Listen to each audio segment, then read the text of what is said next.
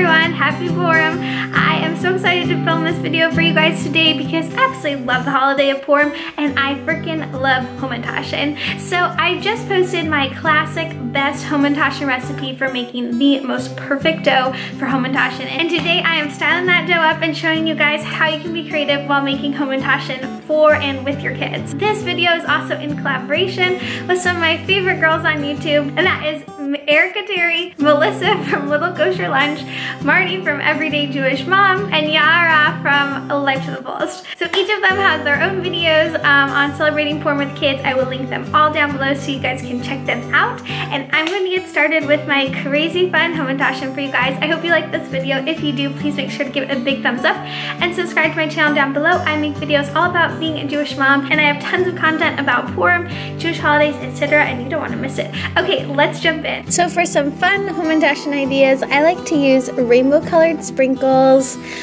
different types of cookie decorating icing and sprinkles, and white chocolate chips to go in the middle. So what I'm going to do is take my regular Hamentashen dough. I will link to the recipe for this dough, by the way. I just put up the video last week. It's super simple and honestly the best Hamentashen dough to work with. And then I just pile on the sprinkles, and I really pile it on in there.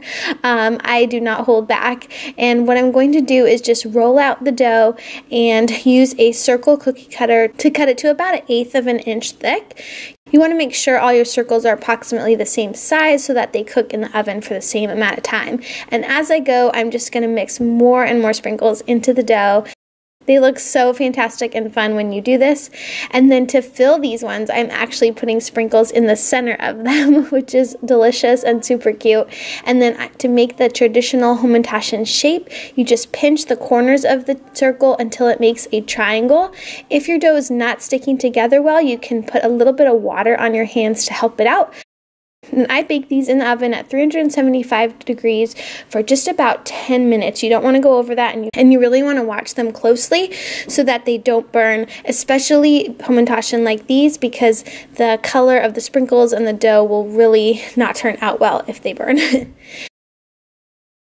For my next Hamentashen decorating idea, I'm going with a blue and white theme.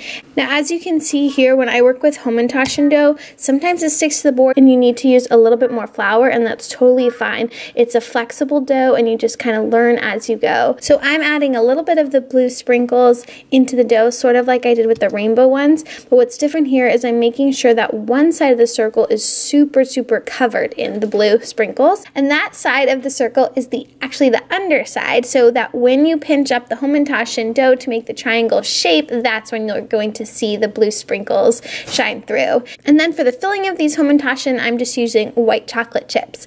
And when they're all done and out of the oven, I'm going to actually use some icing gel on them to add even more fun. And this is great to do with kids because you can be as messy as you like and they still turn out looking fantastic and absolutely delicious. You just want to make sure that your Hamentashen have completely cooled before doing this step. So here they are, the finished products. They are so cute and delicious. So that's it. Those are my crazy fun Hamentashen recipe ideas. I hope you guys liked it. If you did, please make sure to give this video a big thumbs up and subscribe to my channel down below. I'll see you next time. Bye!